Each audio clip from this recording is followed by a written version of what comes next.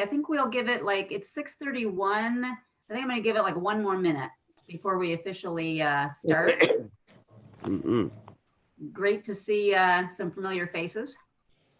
So thank you guys for joining us today. Hi, Lauren. Hi, how are you? Good. Good. I'm glad you reached out to me, Randon, to confirm that we were doing this today. Thank you. I was curious. Mm-hmm. Like Lauren Rousseau had COVID in November.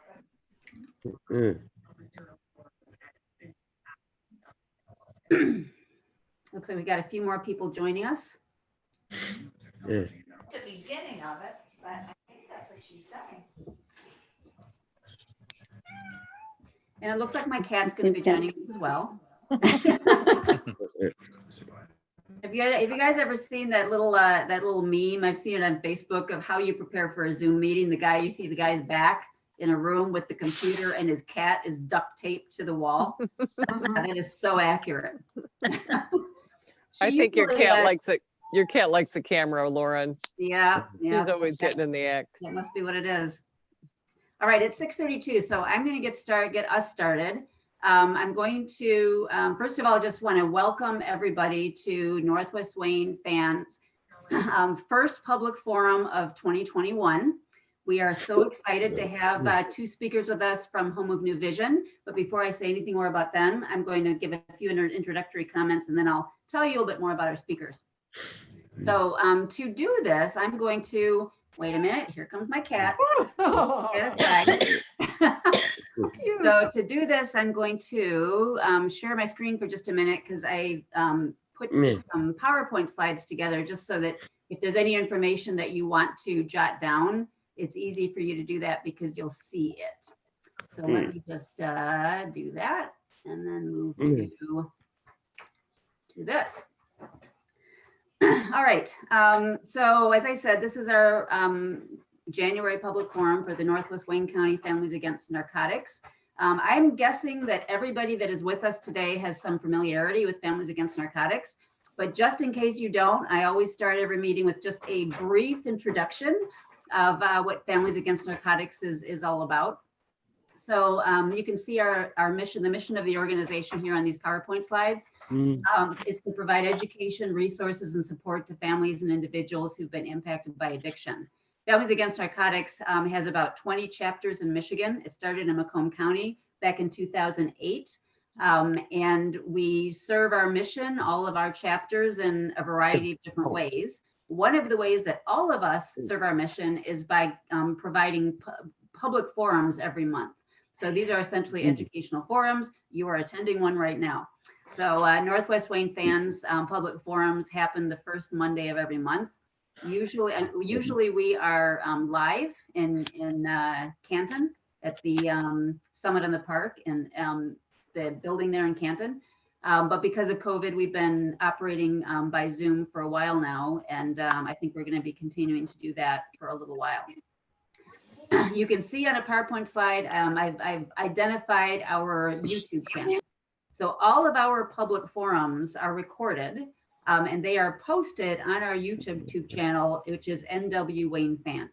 So to the extent that any of you may want to go back and see some or all of this forum again, or if you want to go and check out our other public forums that we've had in the past, over the past 2 years, they're all there on the YouTube channel. So you can go and sort of browse and see if there's a topic that you might be interested in learning more about, or a particular speaker that you want to hear. Could you please, for anyone who's not muted, if you would please mute your microphone so that there's no feedback. All right, our chapter also has 2 support groups, and you can see on this PowerPoint slide the 2 groups. We have a grief support group for individuals who have lost a loved one to addiction. And then we have the Stronger Together Family and Friends support group for individuals who are dealing with a loved one who's struggling with addiction. So each of these support groups meet twice a month. The grief support group, and again, both of them are meeting on Zoom right now. Normally they meet live, but because of COVID, we're meeting virtually. So the grief support group meets the first and third Tuesday of every month. That means the next grief support group meeting is tomorrow. The meeting ID and password is the same as for our public forum, and it meets from 7 to 8:30 p.m. And then our Stronger Together Family and Friend Support Group meets also twice a month, but on the second and fourth Tuesday of every month from 6:30 to 7:30. Again, same meeting ID, same password. Before we move on to our speakers, I just wanted to mention one other thing. I would imagine that most of you who are with us today are familiar with Families Against Narcotics Hope Not Handcuffs program. So this is a program that is a partnership with participating police departments. We have volunteers who are trained to work with individuals who are seeking treatment. And if the individual goes to a participating police station, one of these individuals that we have trained, which we refer to as angels, will go and meet with that person and help facilitate that person getting into treatment. So we are looking to launch the Hope Not Handcuffs program at 2 police departments in Northwest Wayne County, the Wayne Police Department and Garden City. They're all set to go. The police departments want to participate. Our challenge is that we don't have enough angels. So if any of you are interested in becoming an angel, and that means being trained to help work with these individuals to help get them into treatment, we would love to know that you're interested in that. If you want more information, you can email us at the email address that is on this PowerPoint slide. There are also trainings. So if you're interested again in more information, you can check out what exactly is involved. You could attend a training. The upcoming trainings are listed. The dates are on the PowerPoint slide here, January 12th, 14th, 23rd, and 25th. In order to register for the training, you need to go to the Families Against Narcotics website. Under programs, the drop down includes Hope Not Handcuffs. You can click on that and you'll scroll down and you'll find that, if you click on I want to be an angel, all the training dates will come up. And you can register for those training dates. We have a Facebook page. One more comment before we start with our speakers. The Facebook page name you can see on this PowerPoint slide, and we post articles of interest. We post all of our public forums on there. We post other events as well. So if you are interested in kind of keeping up with what we're doing and with what events you may want to attend, you can go to our Facebook page, like our page, and that way you'll be able to keep up with the information that we're sharing on that page. All right, before I go anything further, does anybody have any questions or comments about anything that I've shared so far? I do, Lauren. Yes. How you doing? I haven't been. Hi, how are you, Rick? Not bad. As you say, is it in the Garden City Police Department, the handcuffs launch? That is where we are going to be launching it. So those are the 2 police departments that are interested and ready to move forward with us, provided that we have enough angels. But I will say one other thing. The Hope Not Handcuffs program also operates virtually. So people are able to go to the website and fill out an application to get the same kind of help. So angels that we train can also work with participants that way. I just wanted to tell you that, where's the training to become an angel first? Well, first of all, it's not happening live right now because of the COVID situation. It's virtual. So you could attend any of these trainings pretty easily virtually. Okay, because I'm thinking over at Garden City Police Department, I'm living right across the street from it. I can walk right there. Right, which would be fantastic. Yeah. But, like I said, I'd have to probably get trained here first. And I'm not sure how to go about it. I'm seeing all this stuff on here, but I don't know, it's just not registering right now. Okay, so wait, so let me say it more slowly then. Maybe I'm flying through this a little bit too quick. So basically you go and you Google Families Against Narcotics and the Facebook page or the website comes up. Go on the website. At the top of the page, you see different, tabs, one for programs. If you clicked on programs, the drop down says Hope Not Handcuffs. If you click on Hope Not Handcuffs, another page comes up, the Hope Not Handcuffs page. You kind of scroll down just a little bit and there'll be a big thing in the middle that says, do you want to be an angel? and if you click on that, up pops information about it, including all of these training dates. And all Okay, you'd have to then do is click on one of the training dates to register. okay, so families, the website itself, Families Against Narcotics, and that's it? Or is there like .org or whatever? Do you see on this PowerPoint slide where it says "Want to be an angel"? And the second line says familiesagainstnarcotics.org/hope not handcuffs. Okay, let's see. Okay, I gotta write that down.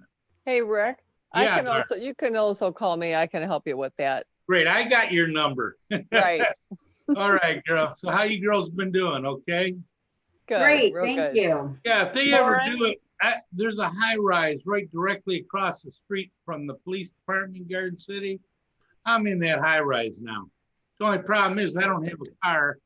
You know, even if you guys had the meetings in person, I couldn't even get to you. So, I mean, but I could walk right across the street if they needed me. So it's a good thing we're doing this virtually then. All right, Rick, so I'm going to get on, continue on with these Go right introductory remarks so we can get to our speakers. Dara, did you have a question? Oh, okay. All right, Lauren? so I just heard someone say Lauren. Me. Oh, hi, Barb. I thought when you said Lauren, I thought you were Dara. No, will this PowerPoint be included in the recording that we can go back and watch later? Because I missed Yes. a couple minutes of it. Yes, it is. Great. Thank you. So this is being recorded right now. So so yes, you'll be able to see the PowerPoint slides. All right, so I now have the honor of introducing our two speakers for today. So these are our two speakers, Glenna Sanderson and Curtis Thornton. They both work with Home of New Vision. Glynis Anderson is the founder and the chief executive officer of Home of New Vision, which is an addiction treatment agency located in Ann Arbor. Home of New Vision offers the full gamut of services, comprehensive addiction treatment that includes inpatient and outpatient services, recovery housing, and recovery support resources, as well as other things that I'll allow Glynis and/or Curtis to tell you about. Glynis is a licensed master social worker and associate clinical social worker. She's also a person in long-term recovery from substance use disorder. Our second speaker is Curtis Thornton. As I said, he's, well, I didn't say yet, he is the Home of New Vision Clinical Director of Treatment and Prevention Services.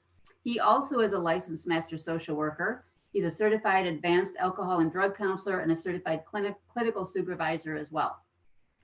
So Glynis and Curtis will be discussing how addiction treatment professionals determine the level of care that's required by individuals who are struggling with substance use disorder, including the state requirements that addiction treatment professionals utilize when making such assessments. I'm going to remind everybody to please keep your microphones muted while our presenters are giving their presentations. And then once they've given their presentations, we'll open up the floor for questions.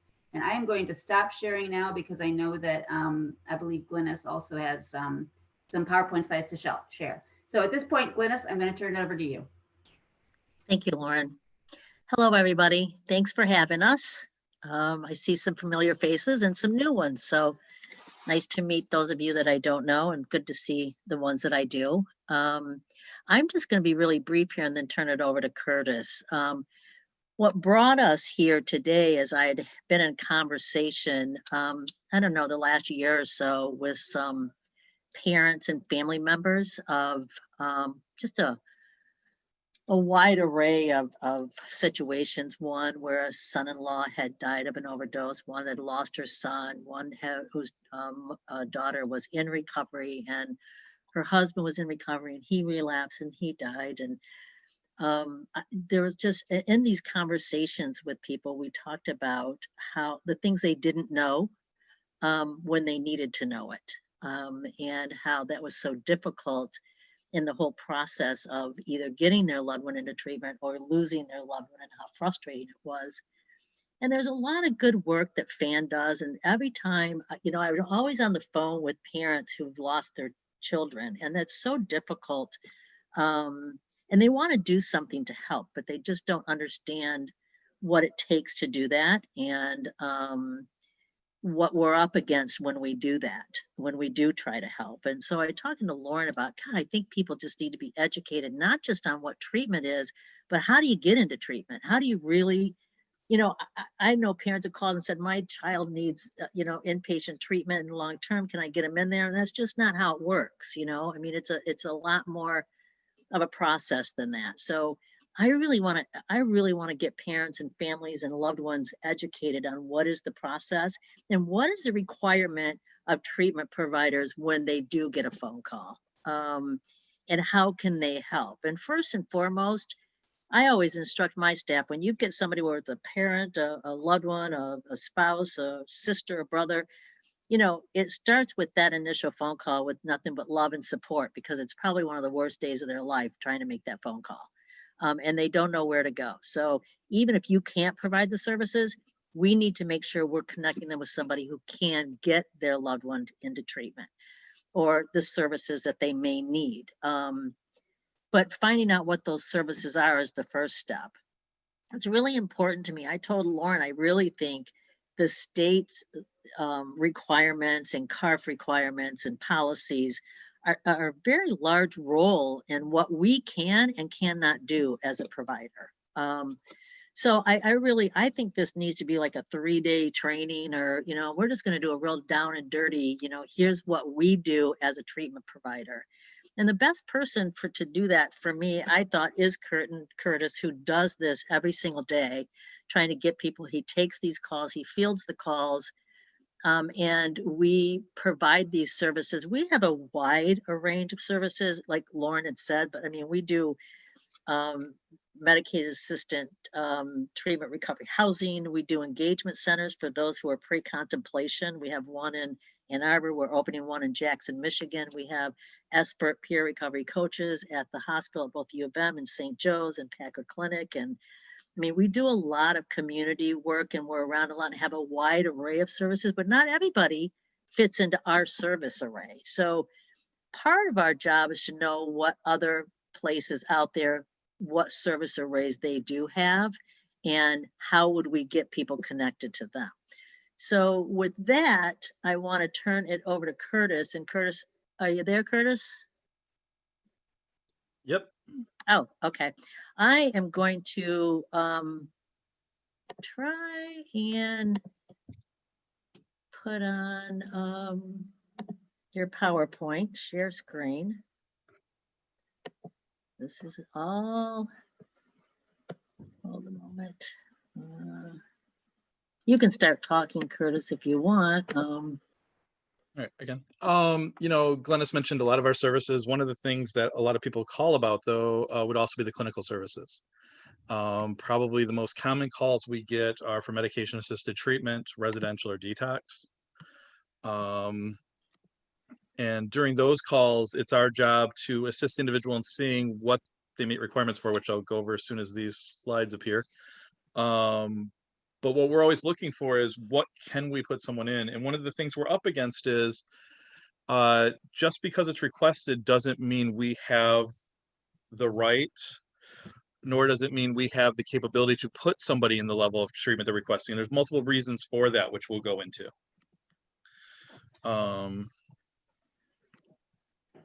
Glynis, as Lauren said, has started this program years and years ago. I've been in this field for about 20 years now. We've seen the field change a whole lot. In the last decade, we've seen the growth of something called the recovery-oriented systems of care, maybe even a little bit longer than a decade. One of the things that's done is allowed us to provide care at a level where the client was at, or where the person's at, as opposed to just fitting them into a model. So that's been a really big thing. Prior to that, we used to have this system where people just got authorized for a certain level of care, or they didn't get authorized. There weren't peers to assist. They would be sent to support groups. So we've seen a lot of change within the model of how we refer people. So let's start with where it starts off at, which is the first call. So we have obligations from that first call on. Sorry, I gotta move where everybody's pictures are else. All right. So it's our obligation to determine the best available option that meets the need of the caller. We got 2 steps during this process. We're going to be looking for, do you meet requirements for a placement?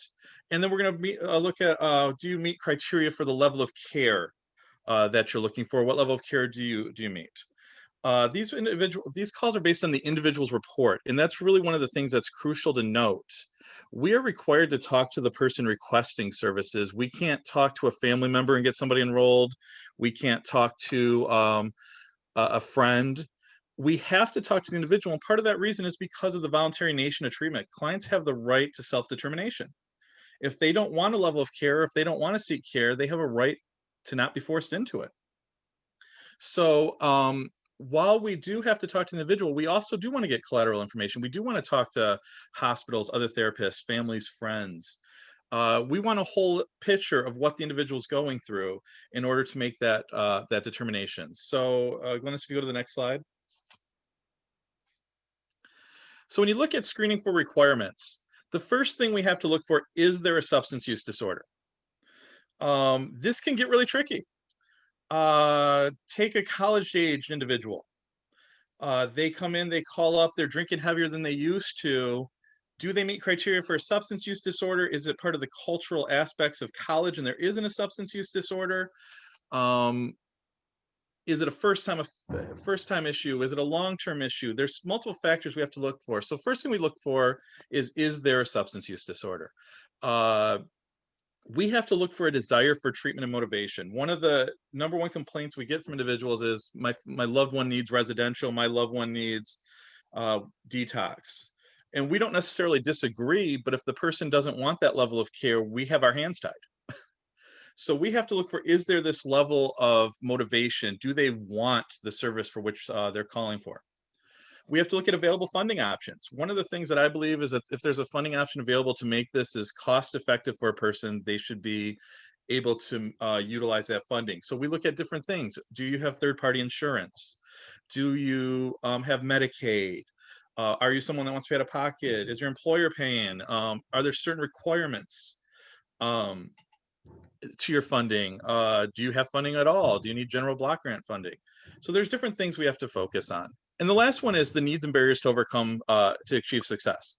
We need to know, like, you know, are you housed? Are you not housed? Are you within the community? Can you get to the program if we refer you somewhere? So there's lots of factors when someone calls related to that. The next thing we look at is once someone meets the requirements, we got to look for placement. And the first thing we look at with that is, what is the presenting problem of the substance use disorder? For sometimes it's really easy to see. It's impacted their employment, it's impacted their safety through drinking and driving. They've had overdoses. There's been issues of where they, you know, it's clearly impacted their lives. For others, they're in a middle state, or maybe they haven't experienced a major consequence. And what they're looking for is to stop a major consequence from occurring. So we need to look at what is the presenting problem and what best way to address that presenting problem. The next thing we have to look at is the appropriate level of care. We are obligated to place someone in the lowest level of restriction possible that meets their needs. And we'll talk about how we look at that in a minute. Sometimes people will call up and request residential and they receive their first drunk driving, let's say, and maybe they're appropriate, maybe they're not, but based on the presenting problem alone, it's not enough to place in a residential. There is a requirement and things that you look at. Again, we'll talk in a moment. The next thing we look for, what are the additional supports that could assist in recovery? So we have clinical services, but as Glenna stated, we have recovery coach services. We have case management services. We have recovery housing. We have, you know, in some cases, we have RAP, or places that they can sign on to start to look at being in the community themselves in terms of volunteering. So we look at what community resources, what additional supports can we provide, or can they be referred to, that's going to allow us to provide them the care that they need. All right, Glynis. So we have some guidelines with screenings that can get to be a little much. Once the screening process starts, it's between the caller and the screener. We cannot share the information with somebody else without written approval. We can't share the results of what that call found without the written approval. So essentially, at that moment, it really is where the communication stops without the person who's calling being willing to share it. The next piece is, like I said before, we have to speak to the individual or their legal guardian. We are unable to speak to a third party and make a determination for placement based on third party. So that's something to consider. Are they available? And we will go out of our way, or we'll work to make sure we can reach a time where they can be met. We've had some at night, we've had some during the day, but really our obligation is to make sure the person doesn't have the barrier of, lack of phone, limited time availability. So we really work with them on that. The next thing is that if you're using Medicaid funding or other government funding, you're required to go by the guidance of something called the American Society of Addiction Medicine, or ASAM. And there's certain standards for placement with ASAM. If an individual does not meet a placement with an ASAM, we can't place them in it. It's considered inappropriate level of care. So we'll talk again about how we look at that and what we do for that. And the last one is really important. Once the screening is completed, we're required to provide a list of options that would meet the individual's needs, as well as placement possibilities. So it's not just like someone comes to you and says, or comes to us and says, you're going to go here, you're going to go there. We look at the different things that are required, and we look at the programs that could offer that support. Sometimes it's our agency, sometimes it's not our agency. And then in that case, it's our job to make the appropriate referral. But so sometimes people have an agency that they really want to go to, and it's just not the appropriate fit based on the needs identified in the screening. Glynis? So let's talk about this ASAM. It's 6 areas. When someone, the first area is intoxication or withdrawal risk. What we're looking at here is the person currently intoxicated? Are they personally experiencing withdrawals? Are they at a high risk of withdrawals based on history? This category of number 1 has a lot of weight. It's an indication of detox services. It's also an indication of referral to the hospital if there's like a history of seizures or the medication, or they're taking some kinds of benzodiazepine or something like that. So we're looking at this place for the safety in terms of the actual use or the effects of ending the use. Right? The next thing we look at is medical conditions and complications. Now, we don't have the ability to assess someone's health. These are social workers, CADCs, or certified addictions counselors doing screenings. We don't have the ability to look at someone's health history and say, okay, your heart's at this level or whatever.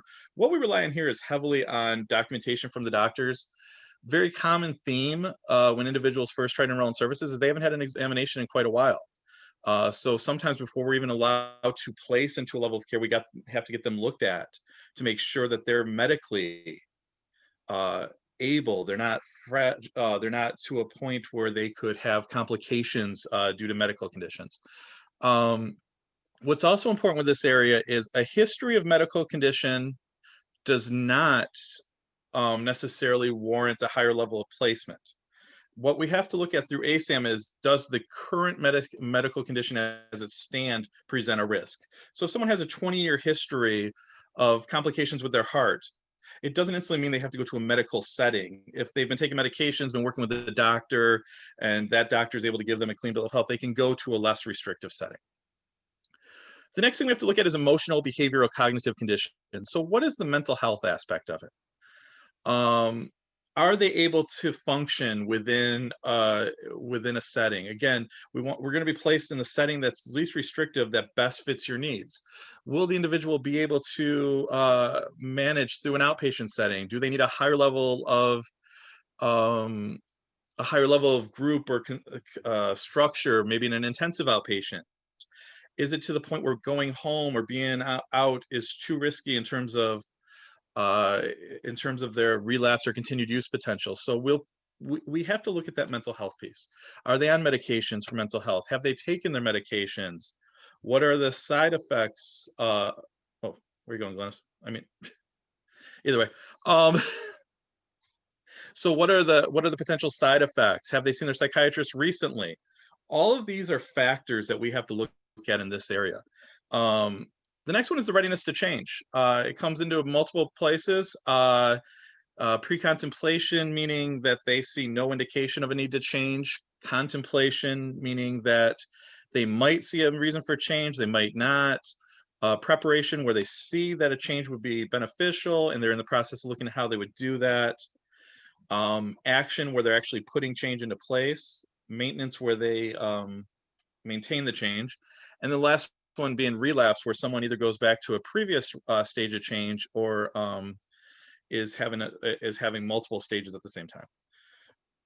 Then we look at relapse, continued use, or continued problem potential. One of the words that gets thrown around a lot in our field is relapse prevention. It's a word that we got to be careful with. Relapse prevention implies that a change has occurred, a period of recovery or sobriety has occurred, and the individual's relapsed to a previous state.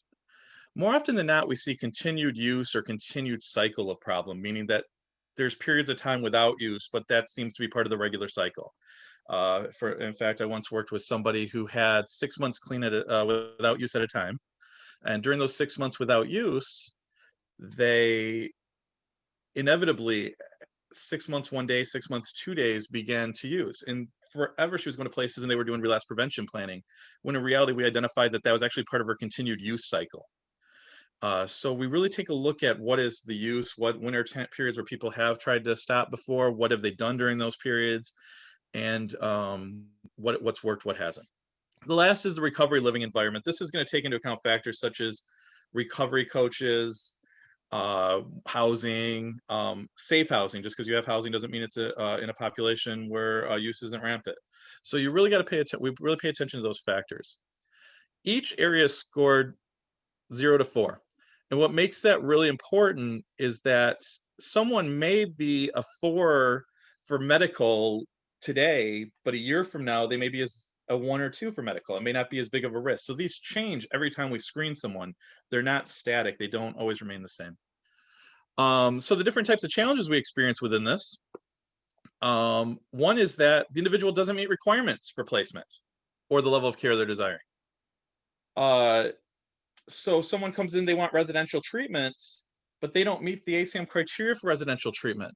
We're not just going to say no. The first thing we're going to look at are give us more information. We will tell the reason that they're not meeting criteria and try to see if there's anything they can give us. If there's still not enough, we'll reach out to family members and friends if they're willing to fill out a release of information, which I'll talk about in a little bit. But if the individual doesn't meet criteria, we're not allowed to place them. And that's something that can be problematic at times. The other really big one is the person doesn't want the level of care that their family and friends want them to get. Not uncommon at all for me to get a call saying so-and-so needs residential. Why are they an outpatient? With no written permission to talk to the person who's calling me, I have to say, I can't confirm or deny what's going on. But the reality is they're not in residential because they didn't want it.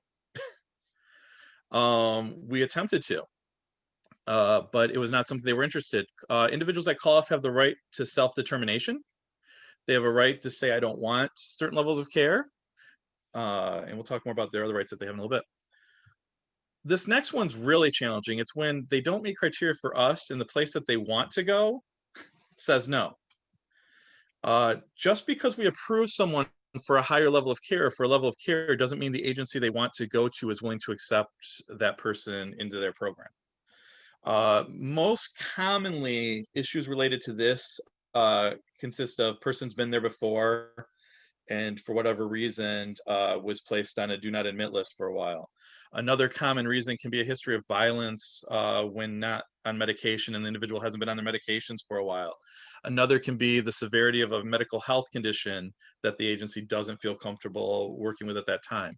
So there's multiple reasons someone could be denied placement by a facility. The next thing that's really important to note is that once someone's approved for a level of care, licensing, funding, and accreditation have parameters around what that care looks like. If you're doing the same intensity in outpatient that you're doing in IOP, you're not putting the person in the right level of care. So again, you kind of have these parameters. So someone for licensing, for example, or ASAM, in the state of Michigan, we had to get ASAM credentialed, so that American Society of Addiction Medicine. We had to be able to say what level we could offer and show how we could offer it. And that means we have to have certain amount of hours for clinical, certain amount of hours for supportive, certain amount of hours of monitoring, all that stuff. Well, we're what's called a level 3-5 program. A level 3-7 increases some of that and increases the medical staff on site and increases in a lot of ways that we can't do.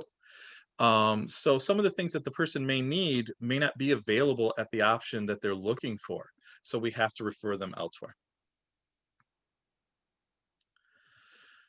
So, frustrations that commonly occur. We want family and key supports to be involved. First of all, it's not a burden. It doesn't exist in a vacuum. If anything, we're the quick place that people are going to stop on their journey, whereas family and supports will be ongoing for life. So we want to include people. We have our hands tied in some cases of how we can or can't include people. If you look at number 1 on here, the individual requests that no information be shared. That's really common.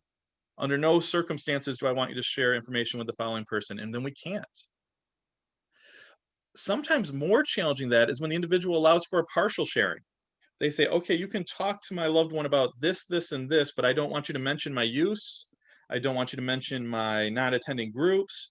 They very limit it to what we're allowed to share. That's really frustrating for all involved. Another frustrating thing for all involved is when there's a release of information in place so we can share information, and then the individual revokes it or says, you know what, no more. I don't want you talking to this person. I don't want you addressing this person. If they call, I don't want you having anything to do with this individual. In these cases, we can't even tell you a release was revoked. So it literally would go from one day sharing information with you to the next day saying we can either confirm or deny that that individual is there. And it's so difficult when the person on the other end of the phone is saying, well, I just talked to you yesterday about this. You did. And now there's nothing we can do legally to share this with you at the moment. So we do encourage involvement from the people that we work with so that we can talk to supports. The fourth one's really tricky is when people want to get involved in ways that the treatment plan doesn't allow for. So anytime we're going to have family or support involvement, we're going to have a plan for what that involvement's going to look like. We're going to really want to work. We're going to work to make sure that the individual we're working with has the family involved the way they want the family involved in. And we're going to make sure it's in a way that's beneficial to the presenting problem. So we got to be very cautious. Sometimes family members get try to get over involved, and the individual says to us, I don't want them doing this anymore. Sometimes they want to get involved in ways that we can't do. I can give you some examples if you ask for them after we do the little brief PowerPoint. So how can you decrease these challenges? The first thing you can do is ask your family member or friend to fill out a release of information. That's the best way. If we have one, we can talk to you. Because we have so many of them, the odds are we're not going to reach out directly to you, to doctors, other therapists, other care providers we reach out to. But in terms of families and friends, it's really based on a plan or why we would do it or when we would do it. But if there's a release in place, you can call at any time. The next thing you can do is ask the individual for what the screening results found. During that period, ask them if they've completed a release, and if not, if they're willing to complete one. One of the things we hear often is, they went here, they wanted this, you denied them. And that's not entirely true. An individual has received an explanation for the placement, as well as for options where they're eligible to attend. No one is told no without some direction, and nobody is placed without being told of the reasons for that placement. It's one of the rights individuals have. It's something that's very important and critical to the ongoing care and continuity of it. So no one's been told no, if that makes sense. They may be told you're not appropriate for this, and here's why. And in those cases, if you look at the last bullet point, they have a right to appeal the decision. We explain this to them during the screening process, where if you are dissatisfied, if you feel that something you weren't getting the services you need or something wasn't heard, here's the person you can contact. At our agency, they contact me. We have a person who does the screening. If they disagree with the screening results, they contact me. But they absolutely have a right to an appeal decision. There is no one person that can make all decisions for everybody. If they don't agree with my decision during the appeal, they have another step that they can go up to, which we've explained to them. So again, if not satisfied, ask for the appeal. The kicker again is the client who requested services has to appeal. A family member or friend cannot appeal on behalf of them. Is that our last slide?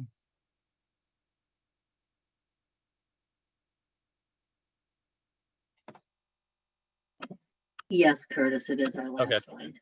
Well, we raced through those slides. If there's normally when I do these, I do a lot of questions during each slide, so it's not usual to go through them all like that. So, Lauren, would it be okay?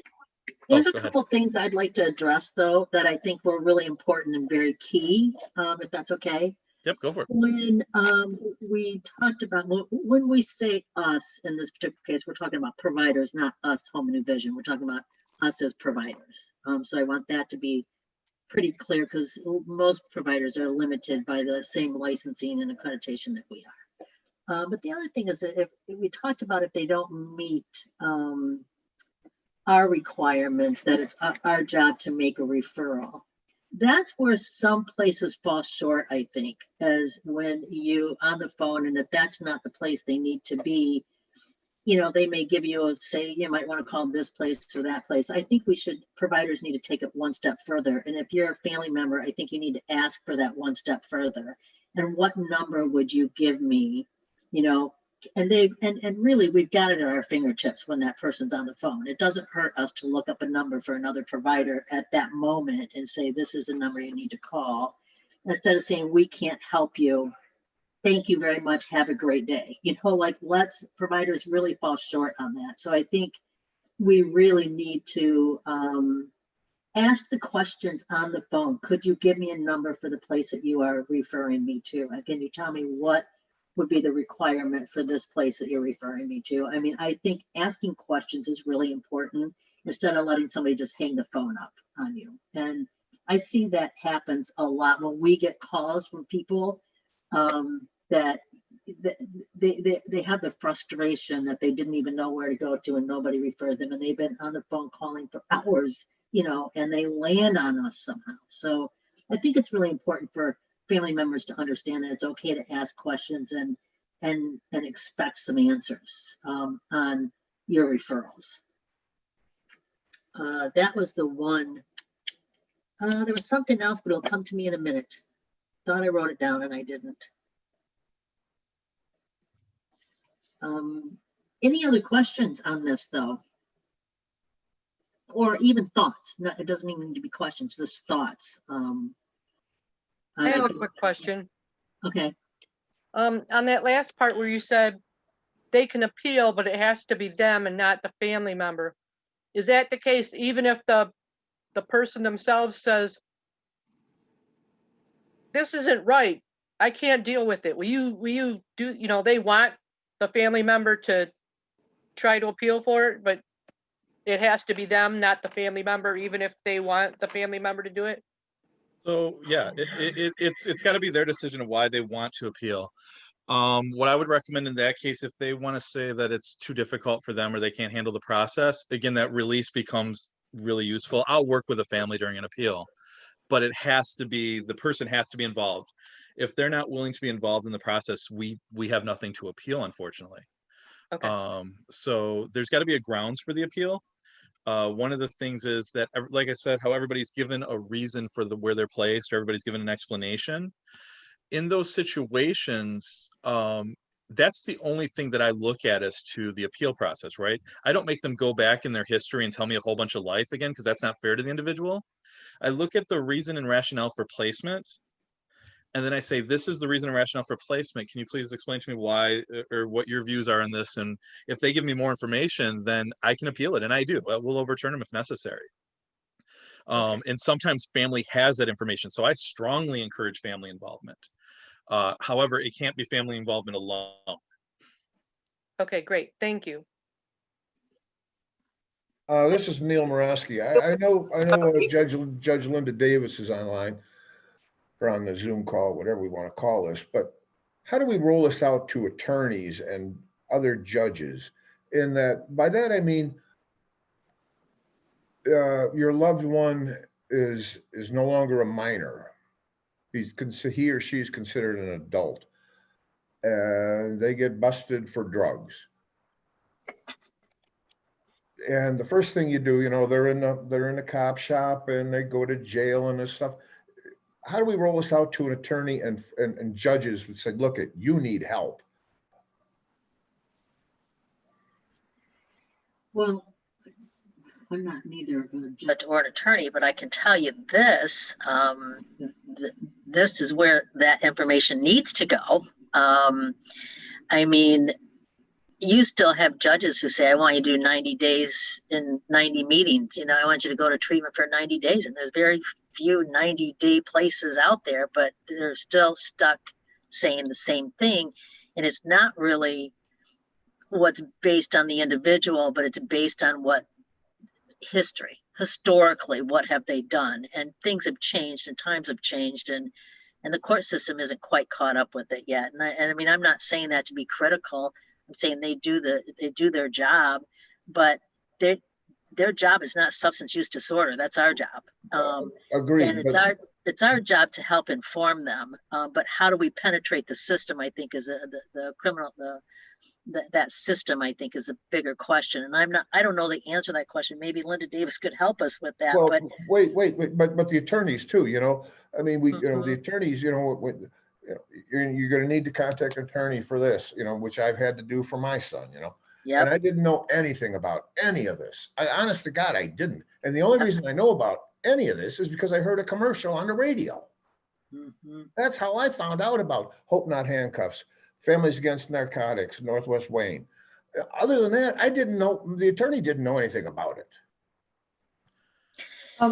Yeah. I mean, I'm working with a couple of attorneys in Ann Arbor, and then, you know, I mean, it's slow moving, I think, and you're right. I mean, this is part of why I think this needs to be a much larger training than just one presentation for an hour, you know, on a Zoom meeting. I think that it's much deeper than this, and that's part of the problem is how do we really get all this information out so that parents know? I mean, Yes. and this is, attorneys need to know so that when a parent does get an attorney, they need to understand what are the steps for treatment, what are the steps for other than treatment. I mean, there is recovery capital. We've got people who don't have a Michigan driver's license, or their social security card, they've lost it, or they don't. Those are things that recovery coaches can help people with even before they go to treatment. That, you know, if your child isn't ready for treatment, we can be working on those things. So when they're ready, and that builds their self-esteem and builds the desire to even look at recovery, is when they build the recovery capital. So I think that, you know, we need to educate the wider system, which involves attorneys and judges, and probation officers are another real. Yes. I mean, What? just case in point, we had a client that was doing so well in a non-traditional support group, and the probation officer said, sorry, you can't go to that anymore, it has to be AA. Well, that they were doing so well. I mean, and because it wasn't your traditional AA, the probation officer said, sorry, I'm not going to approve it. And, you know, that person relapsed like 2 months later, and, you know, is gone now, and we don't know where they're at. I mean, we have to make sure that people are staying involved and understand and educated on what this system really is all about. So, And Glenna, yes. sorry. For me, No. it goes bigger. We need to start treating it like an illness and not a behavioral problem. Yes, I agree. We need to stop looking at this as, how can I punish someone by increasing their meetings? How can I say to someone they're forced to go to treatment? We need to start looking at it from a where are they at and help them build up to that point. There is no other illness that we would do this with. So sometimes I think multiple systems talk out both sides of their mouth with this. On one end, it's an illness, but on the other end, it's bad behavior. When we're talking about people with substance use disorders, we are talking about individuals that have an illness. And there is no other illness that would require you to do 90 meetings in 90 days in order to address it. And some of these illnesses kill as well. And so I think we have this, the person needs to take responsibility mentality, as opposed to we need to control and contain an illness mentality. And until that happens, it's going to be really difficult. Can I say something? Yeah. Really quick. You know, I'm a retired district judge, and, you know, dealt with addiction every day, basically.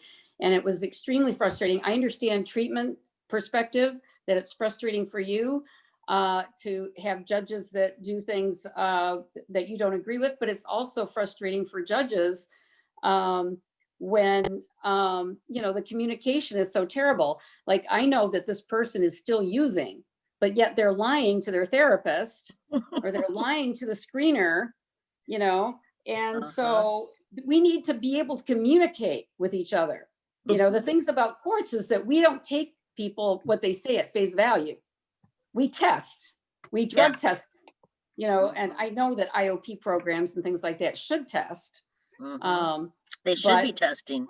They should be tested at IOP, et cetera. But, you know, often therapists take the patient's word at face value.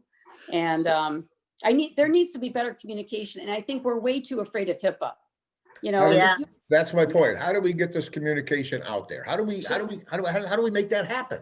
So well, we can start with the basic principle that we can hear whatever you have to share. We just can't share what's going on in care. Like Yeah. someone can call us up and say, hey, I don't know if you're even working with this person, but I just like to let you know that so-and-so has this going on. We're allowed to listen to anything. but you should be able to communicate with the probation department that your program is working for this person and that AA isn't the right way to go. Correct. Well, in this particular case, they didn't want to hear that. I mean, in this Okay. particular case, it was just no way, this is the way it's going to be. I mean, in this particular case, but you're absolutely right. I mean, I think the communication is very difficult. But I get really, I mean, I hate to think of a therapist who's just believing everything that a client says to them. It just drives me crazy to even think that. That just drives me insane. And at the same time, I'm glad you brought it up because I have a friend whose daughter is using, and she's been in and out of jail. And she called me, and this has been a long time friend of mine, and she wanted her daughter to get some treatment. And I told her what she needed to do. She could call Home and New Vision. She could get an assessment. She could do, you know, this or that. The next thing is she called me. She goes, Glynis, they're not answering the phone.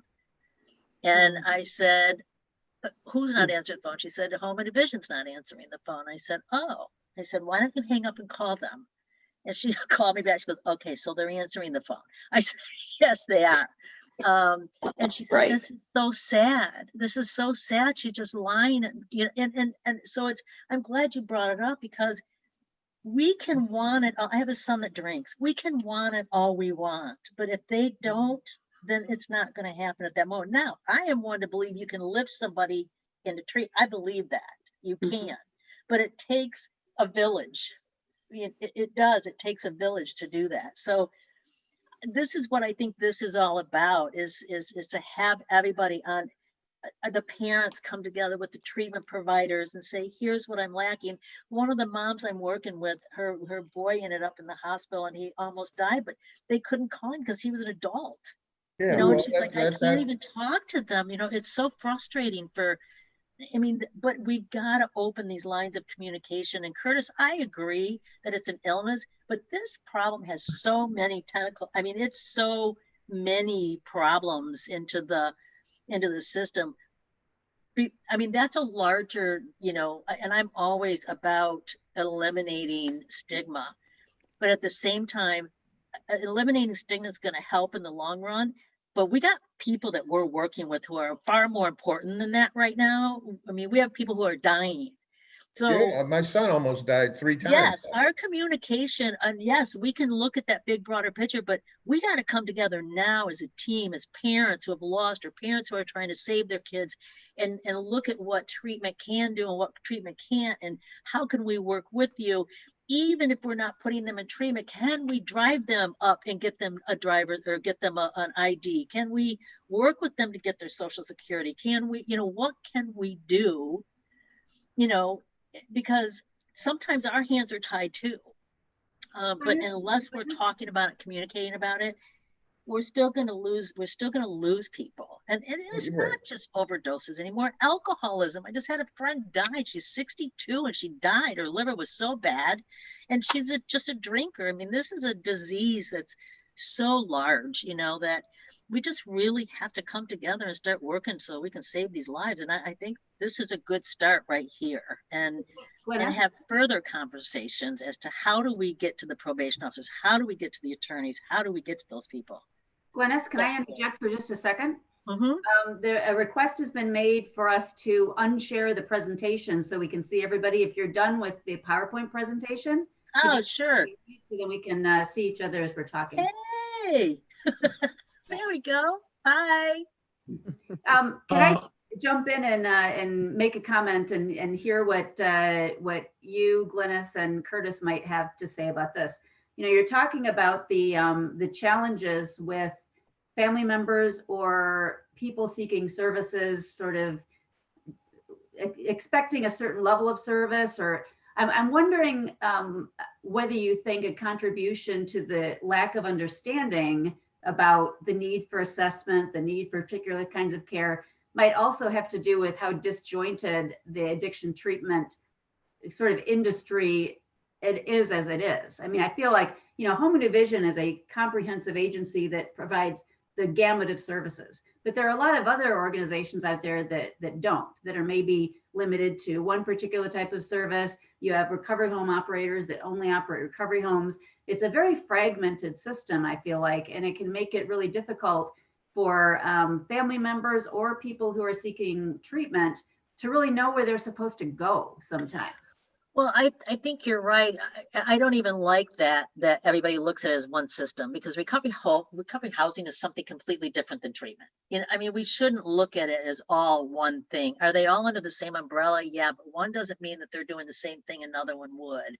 So, I mean, I think, that's part of the education and training too. I mean, you got prevention, you got recovery community organizations now, that we have two of, and I think that they all do different things, but they're not all treatment. So when you say, what do you say, fragmented, or what word did you use? I think I said fragmented, that the system is kind of fractured and but it's really not. I think people view it as complicated, but it's really not fragmented. You have your requirements. We're all licensed to do the same thing. We all just do it a little differently.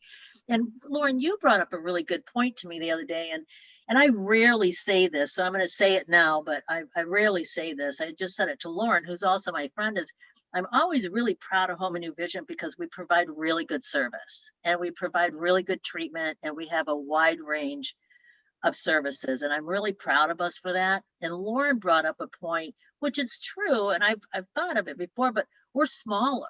We're not a huge system. We're a $4 million agency. We're not Lighthouse, or we're not, these large Brighton Hospital, and we're not these, and they do things a little differently, so I think that makes a difference, but we're still all licensed by the same place in the state of Michigan. We're all still accredited by a national accreditation and all have the same, I mean, we have 1,500 policies that we have to follow from CARF accreditation.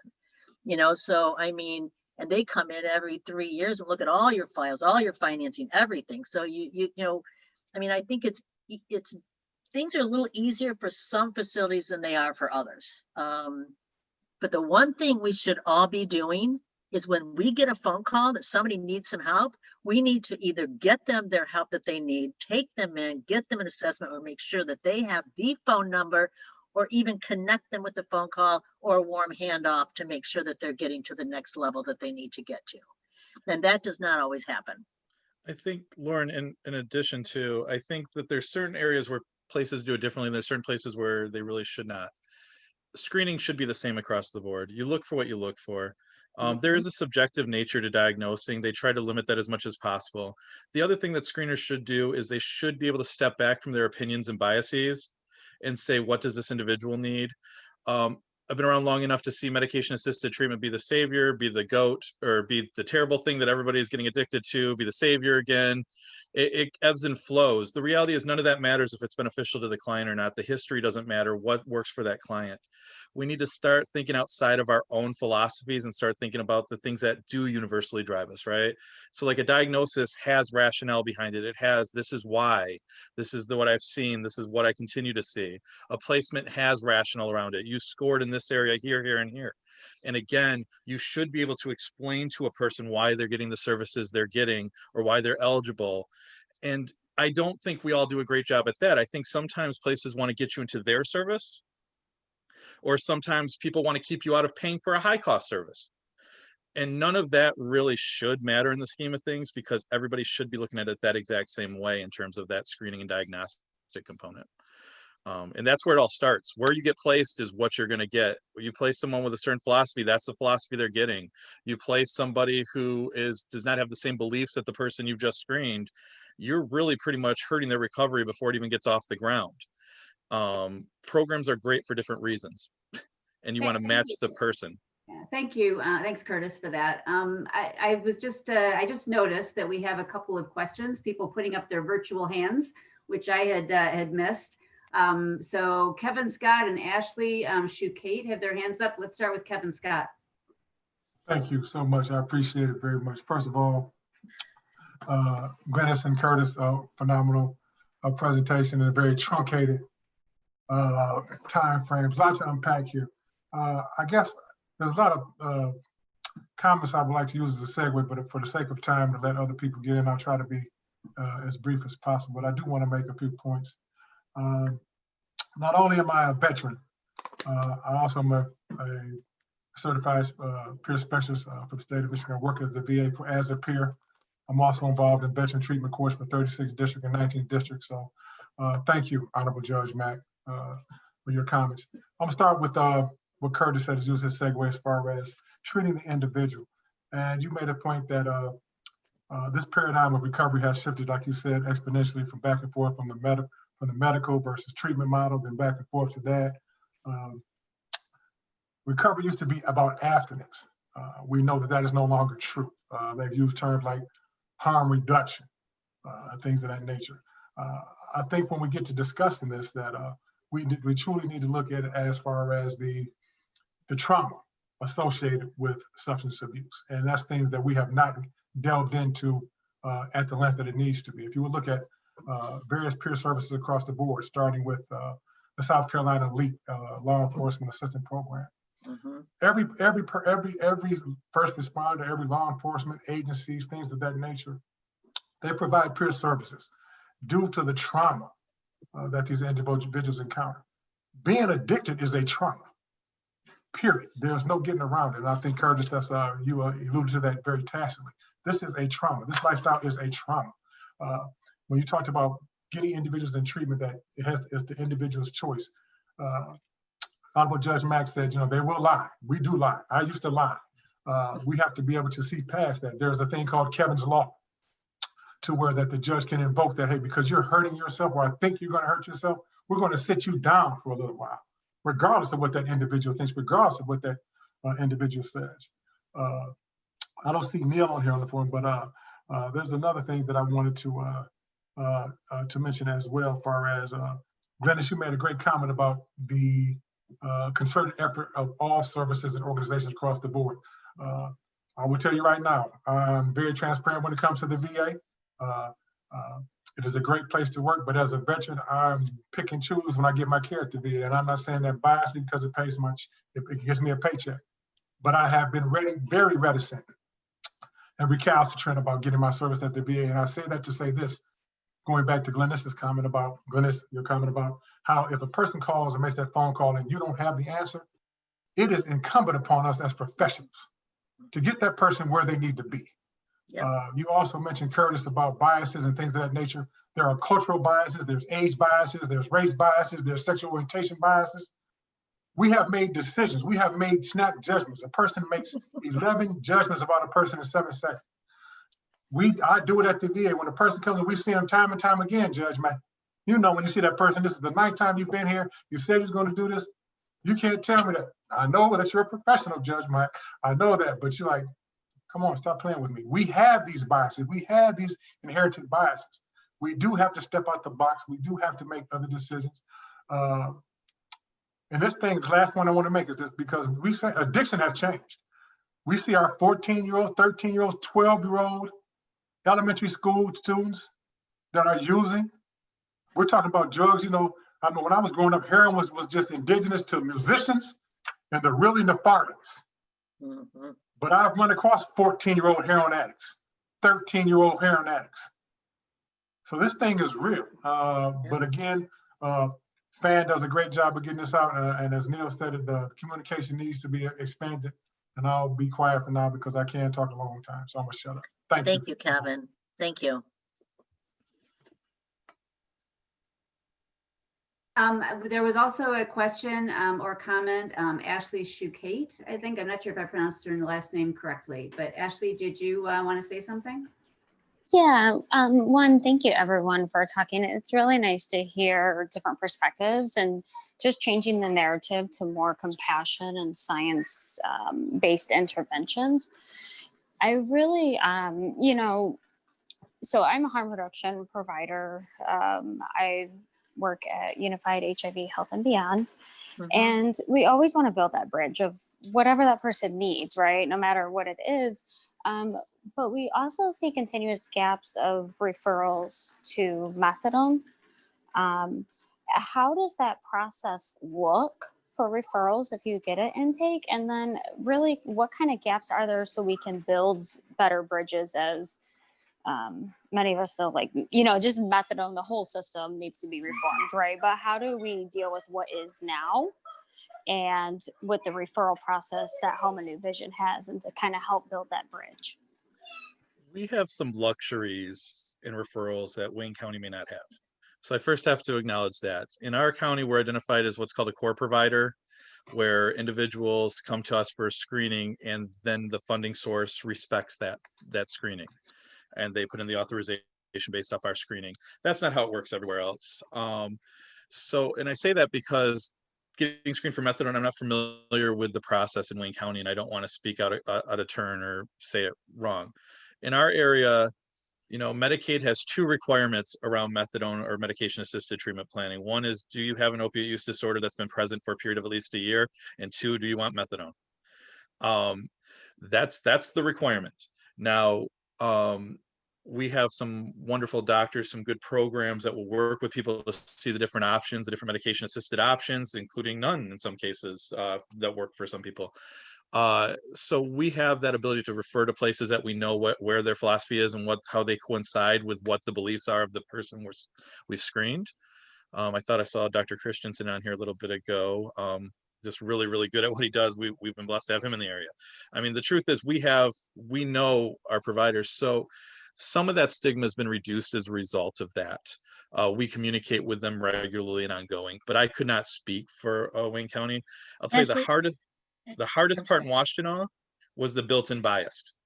What is recovery? When does it begin? When does it end? Are you on this forever versus a maintenance medication? Is it full treatment? Is it just medication-assisted treatment?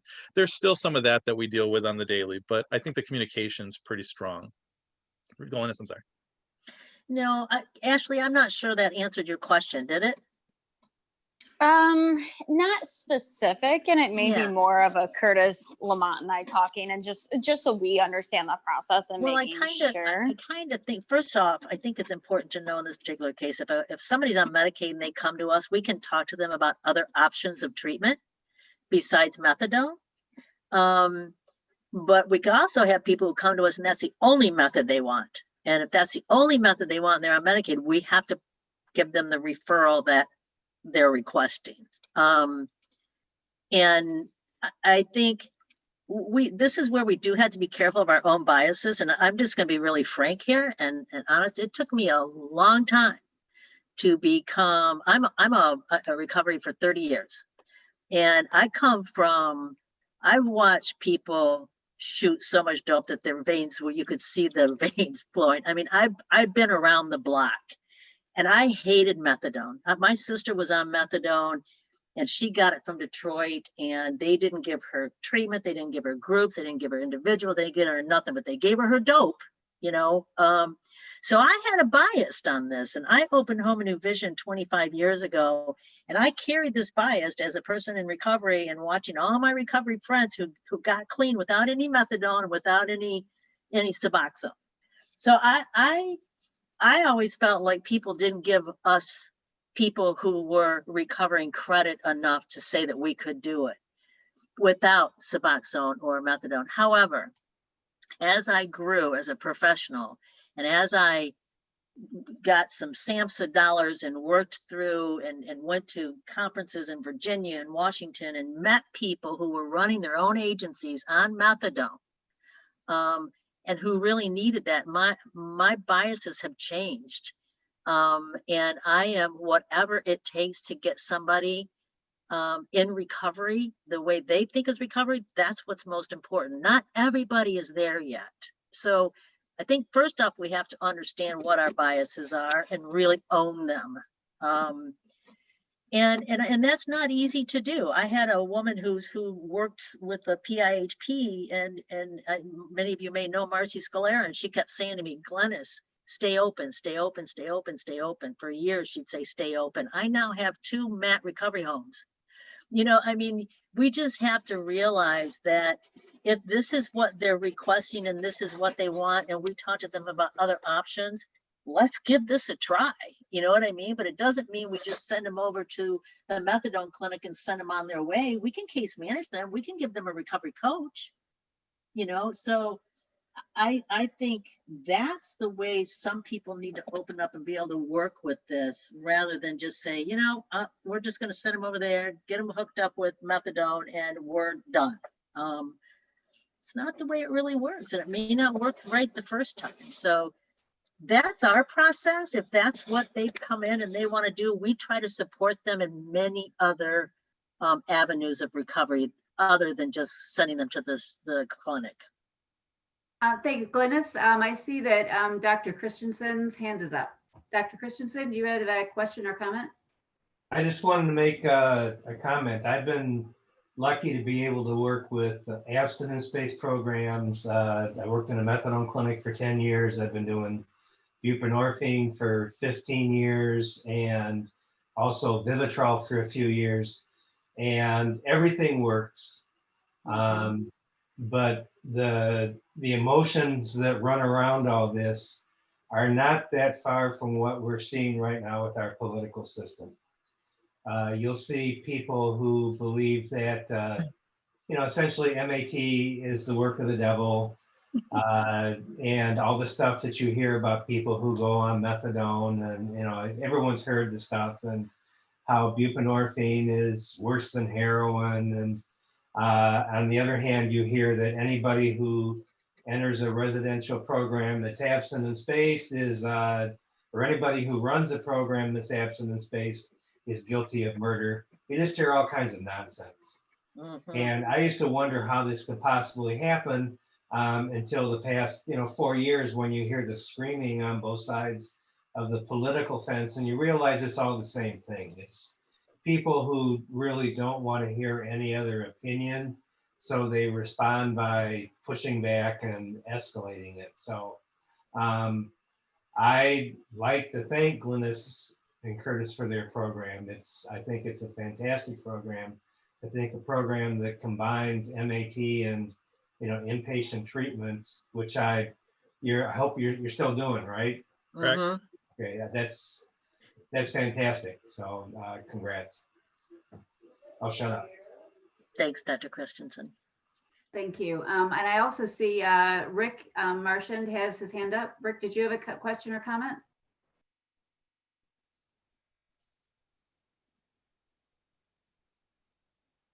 Yeah, I wanted to, but yet Randon was right in front of me, so let him go first, please. I'm sorry, who was right in front of you? Randon. I don't see Randon's hand up. His hand's just up in the air. His hand's in the air, but I was looking at the virtual hand. All right, and I don't see Randon on my screen here because of the way I have that set up. So Randon, go ahead.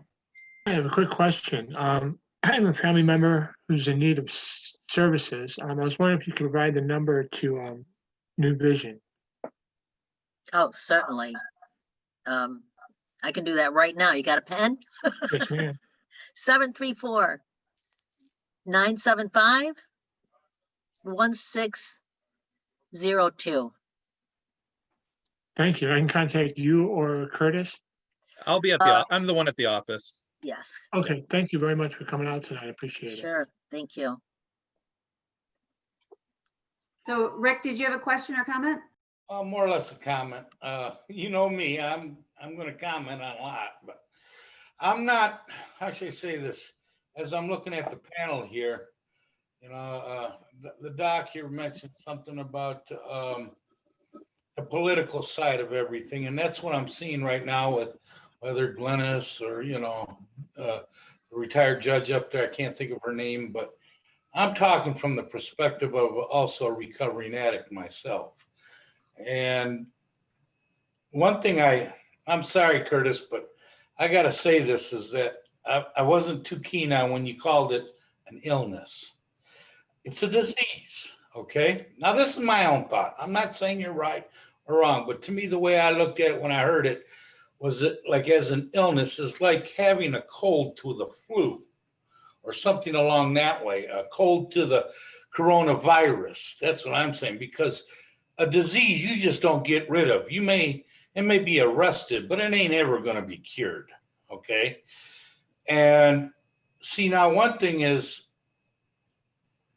I heard a lot about not being or letting the addict himself, herself, make the decisions. And that I can understand to a certain extent, no matter what, because when my son was rushed in on the umpteenth overdose, to Sinai Grace, I think it was, he was already, I don't know, in his mid-20s, almost 30. And they tell me that when I told him, now I'm looking at my own kid with his eyes rolling backwards, looking at the monitors flatlining, all that stuff.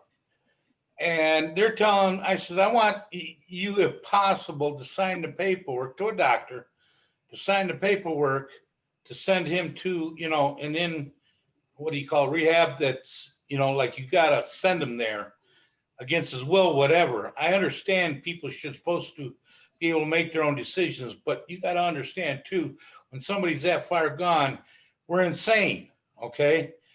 There's something wrong up here. We can't make decisions for ourselves when we're that screwed up. And when you see a kid's eyes rolling behind his head, he's not sane. And that's what they were telling me, was that we have to make sure he's sane or insane, whichever, so that we can make that decision for him. I'm going, well, look at him right in front of your face. Can you tell me he's sane, right now? No. Disease of addiction is insanity, is what it is. And I can say that from 47 years of using, okay? And at this point, now that by doing so and them not really taking, the initiative by automatically making him go to there, say on a medical basis, I went out this August, and sat there and held his hand while they pronounced him dead. This August 1st, this year. My youngest at 31 years old from a heroin and fentanyl overdose. And this is umpteen times. So to hear it either be called an illness or to say they have, I don't want to say, I might say this wrong, but they have the right, just like you're presumed innocent, no matter what. And if the guy's guilty and gets away with it, well, is that right? Well, you got to prove him, sure. But the fact remains is when a kid's sitting there on almost a gurney, and he can't make a decision, and yet they won't do anything because he's of age, that's wrong. That is completely wrong. See, my kids were born into addiction. All of them became addicts themselves because of their mother and father was the lifestyle. And I take that to the grave with me of being bad. And I can admit that. But that still doesn't, I can see both sides of the fence still here. So I think they should actually take the initiative. And I'm not slamming the medical field, the whatever, anybody that can, what I'm saying is that there has to be a stronger, I don't even know what it is I'm trying to look for. So Curtis, what do you think about what he's saying? Because I kind of, I get the point he's making. I mean, when someone's in the throes of addiction, they aren't necessarily in a position to be able. Well, the whole thing here, for one thing, Lauren, wait a minute, 1 second, is that denial, as I was listening, hearing you guys talk about, and didn't usually label it as denial, every addict is going to be in denial all the way up because, for one thing, we say, you can't be counseled, beaten, therapied, or anything else until you really want to have it for yourself. Like there's no rock bottom. You know what I'm saying? And at this case, because I lost a nephew the same way. He knew the problems. He's been to St. Mary's on the east side of the state umpteen times, and yet he couldn't kick it. And what happened? He died back in 18. So what I'm saying is that the denial and the disease grabs so much a hold of you that your denial is much stronger than just about anything else. So I think that's why when we talk about this needs to be a multiple day training, because when we're talking about what we're screening for, you're talking about extreme cases where we wouldn't even be the appropriate screener. When you're talking about, it sounds like there's a lot of red tape to it to me. I'm saying myself.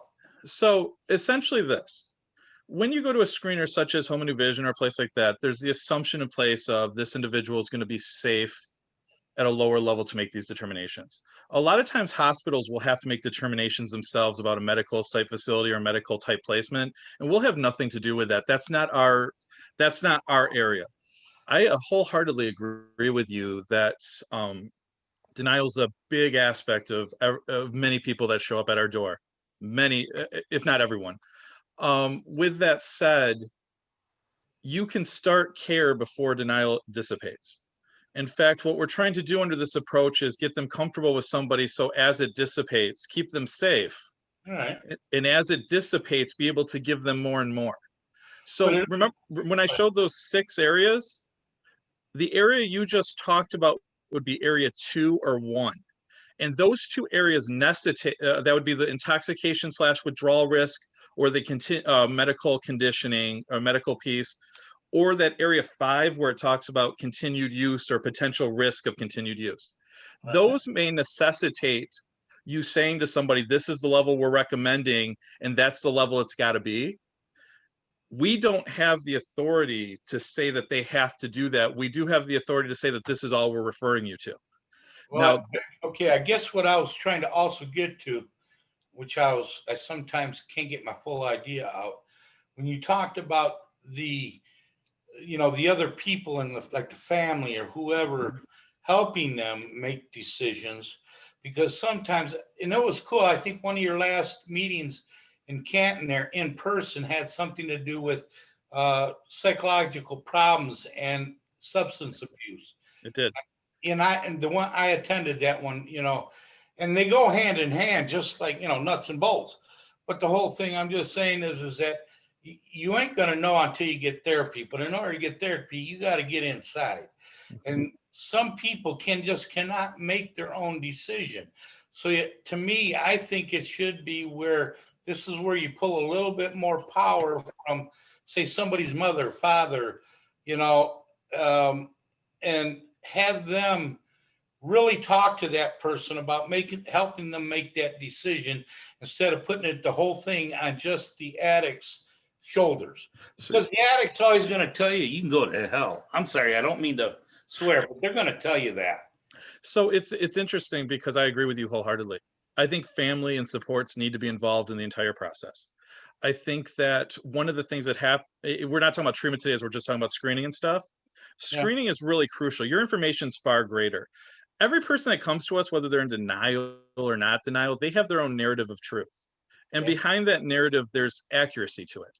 And there's beliefs that they hold on to that to even take away from them would cause great distress, that trauma that was talked about earlier.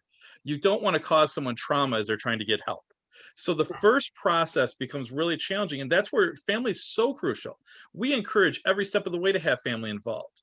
One of the things that can happen later in treatment is family can try to take the lead versus allowing the person to grow, and that's where we get different challenges. But under the screening process, for absolute certain, we encourage releases to be in place because we want to know what you know. Because your information is greater than, if not equal to, the information we've just heard in front of us. We know their reality, but now it's time to learn the other reality of those around them that care. So Curtis, can I just intervene here? Because I don't want us to get stuck, because I want to make sure other people ask questions as well. So I would like to address, Rick, one of the things that you talked about in terms of the illness versus the disease. It's interesting you say that, because I'm a person in recovery. I did IV drug use. I drank, I smoked crack, I freebased, I did all of that. I don't want anybody to say I have a disease. I don't want anybody to say that. I had an illness, but to me, disease is more stigma related than illness. We all got our own. It is a health issue. This is a health issue that any other health issue out there, diabetes, any other cancer, anything that we have that needs to be treated medically. So See, and it's this is just, where- I think it's this is just where you differences of, I think it's just Yeah. differences of opinion and opinion, philosophies. perceptions. But I myself see it as if somebody has a disease compared to an illness, their disease is going to get medically treated quicker or more. So this is my opinion now. Well, right, and I'm just just that's saying my, compared to an illness, because yeah, and that's my point, is everybody has a different philosophy. The stigma and perception of an illness is that illness can be treated, or shall I say, taken away, where they recovered.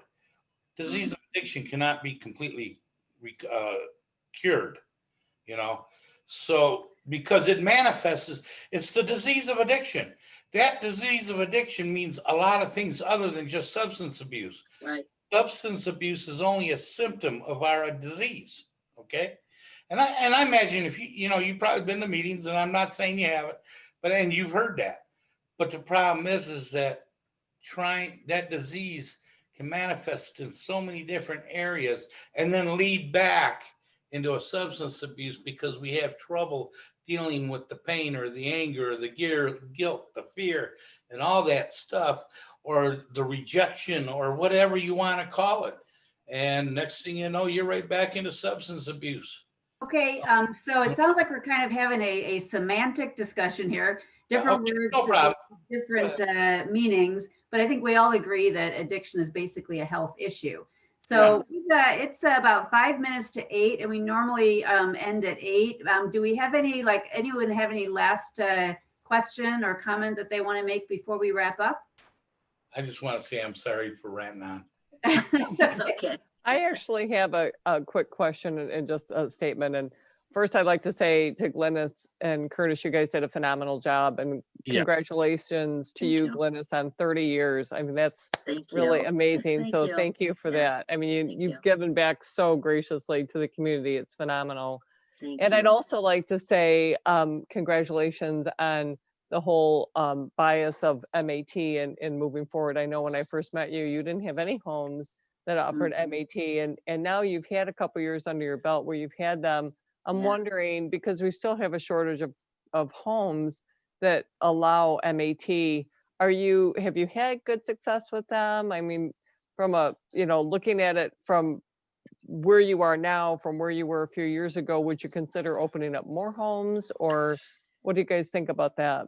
I will say this, and I think that's a really good question, and thanks for asking that, because yes and no, we've had successes. Here's where the success comes into play. We first opened up a MAT outpatient where we partnered with Packard Clinic, and we had the psychiatrist at our office who prescribed the medication, and Packard Clinic did the health piece of it, and we did the clinical. That wasn't working, and I refused to continue doing that because I was not going to prescribe Suboxone or methadone if somebody didn't do individual therapy and outpatient. If they weren't going to do it, I wasn't going to supply it. So I said, that's it, we're not going to do it. But then my thought was, well, of course that's not working, because we're giving them the Suboxone and the methadone. They don't want to do therapy, and we're sending them back out to where they came from, back into where living with people who use, their same neighborhoods. So I thought, let me try recovery housing specifically for MAT. Well, we have had some successes. We've had a couple. We have one guy who now manages one of our Suboxone homes, or our MAT homes. We've had some people who have stayed for a significant amount of time, but we've also had some people who've left. And just like we do in regular recovery housing, I think, the thing that is attached to the MAT that really helps is that we have a care navigator that helps them to get anything that they may possibly need. And that is the piece that works. So I have not done an outcome study to find out what's the longevity yet. But I don't feel like, just being honest, I don't feel like it's doing a whole lot different than if they were just in recovery housing. And what I may do eventually is merge them and just have, that's my thought that I might do, is just, the reason we don't have everybody in one house, you know, whether it's mad or not, is because we don't want that medication in a house with people who are trying to do abstinence, because I believe in both. I believe in abstinence completely, and I believe in medication-assisted treatment. But for those who are doing abstinence, that would be hard for them living in the house. That's the only reason I don't do it that way. But once I do the outcome study and I figure out, really get some numbers under our belt, that might be a merge. I hope that answers your question. It does, and I would be very interested in hearing that. And also, you know, from a counseling standpoint, I don't know if you are familiar with digital therapeutics, but that's something that may be beneficial, and maybe you and I can have a conversation offline about that. Absolutely. As well. And on another note, I had a question come up, and they wanted, this person wanted to know if you guys would be willing to share your presentation with us. Absolutely. Okay. If you just want to send it to Lauren, and then Lauren can share it. Can we put it out on the website? Are you guys okay with that, or would you rather just stay? I'm fine with it. Yeah. Okay. Okay. Yeah. That would be great. Thank you. Absolutely. Okay. Yeah. So I'm sorry, Glynis, did you have something else you wanted to share? I said anytime and anything that we can do, please just contact us. And I really would be interested in having kind of a continued dialogue about this with family and friends, and how to access and understand the resources, and to really try to clarify some of these things and maybe start working together a little bit better. That would be great. So it is 8 o'clock. So I think we are sort of reached the conclusion of our program. And I want to say, I want to sort of echo Dara. Thank you, Glynis and Curtis, for giving such a great program. It obviously generated a whole lot of discussion and a whole lot of questions. So it was a great topic and a great presentation, and I really appreciate that. I am going to annoy everyone for just a second and share PowerPoint for 1 second. Just because I want to, again, make sure that you have information that you need about a couple of things as we are, you know, as we're ending the meeting. So bear with me for just a second. And I'm going to does everyone see what I'm sharing right now? Yes. Yeah, so I just wanted to again put up our email address in case anyone has any questions relating to this presentation or anything else about what we do. You can reach us and email at this address right here. Our next public forum is going to be February 1st at 6:30 p.m. It'll again be on Zoom. I'll be posting an event posting on Facebook, and we'll be sending out a flyer as soon as it's presented. So if you want more information about that, that'll be there. And again, this public forum, as well as others that we have done, are recorded on our YouTube channel, NW Wayne Fan. And Dara, I think I believe that you talked to the person who's going to be presenting on next month, did you not? Not next month. I'm April. sorry, I'm confusing. Yes. I'm confusing who it is. So we have someone next month, we think. We're Actually, that down. Actually, Laura, can I just interrupt for a second? Please do, Laura. Yes, actually, it's going to be Patty Steele. And she confirmed with me today that she is able to be our speaker on February 1st. Great. Perfect. And so you want to share just a little bit about who she is, or why we would like her to speak? Well, Patty, I actually met her. I don't know if you're comfortable, Patty, talking about yourself for a moment. She's actually here. She's a participant in this forum, but I met her when she was in prison, and several years ago. She actually mentioned me in a book that she wrote, and she sent me a copy of the book, and it was a wonderful book. I greatly enjoyed reading it. And she spoke to our Rotary Club last month, and just as a phenomenal speaker with a phenomenal story, personal story of addiction and recovery, and the experience of being in prison for 7 years, how it changed her, how she came to terms with what she had done, forgave herself, and how that helped her recover. And she's now working in recovery. She's the community embraced her when she was released, and it's just a really inspiring, great story. So I invited Patty to come tonight to see our forum, and she's here. So if she wants to say something, I invite her to. You're not required to, Patty. But if you want to say hello and say a few words about yourself and what you'll be talking about next month, that would be great. You just have to unmute yourself. Thanks, Laura. Can I just say something to Dara real quick? When I talked to you, I don't know, back when my son passed away, you gave me some information about who to contact with the grief support system. And this is what I love about you guys. You guys allowed me or gave me the channels or where to go to. And that's what I love about this fan.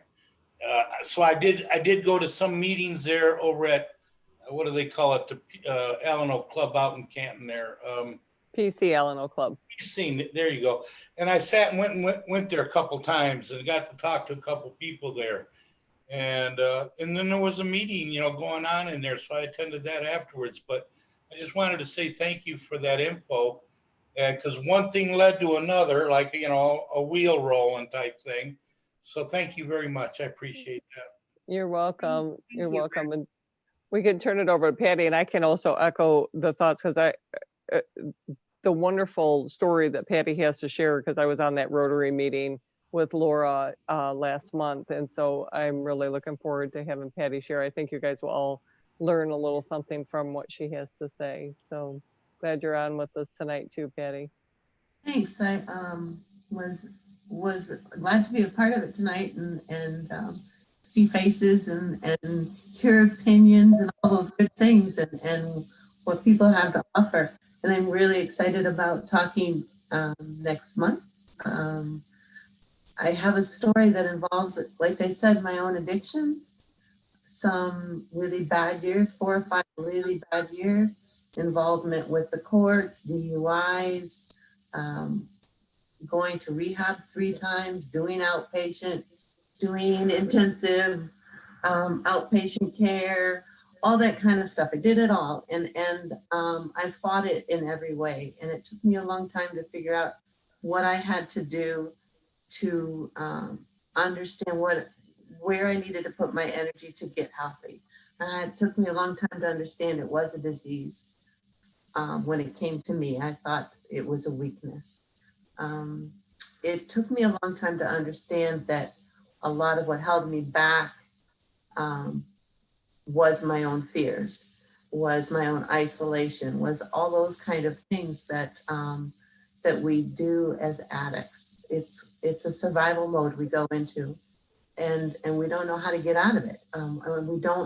Our ears aren't even open to learn about it. It's really, really hard. It's interesting when we all get together and we talk about addicts, and yet addicts are in a world of their own because they can only hear about this much if they're lucky. They need to be in a safe place. They need to be also in a place that sometimes motivates them by fear. Sometimes they need the criminal justice system. It's a lot of different things that an addict might need to get them to the place where they jump with 2 feet and they trust other people enough to begin a road to recovery, to healing. So I'm really excited to talk next week and share my story with you. And hopefully for those who have already heard parts of it, I hope I don't bore you. Not next week, but the beginning of February. Thank you so much. Thank you. Nothing like being put on the spot. Sorry. But I appreciate your comments, and I'm excited to hear what you have to say next month. And I think you've kind of whet the appetite of all of our attendees here today as well. So I think we'll have a big audience. So thanks again, everybody. Thanks again, Curtis and Thank Glenna. you. And, Thank you. We'll see you all Wait. next month. All right. What's the name? Bye. Wait, Patty, what's the name of your book?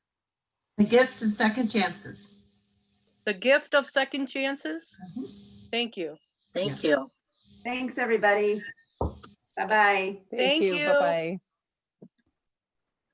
Bye, everyone. Have a good night, y'all. Bye, Good night. Laura.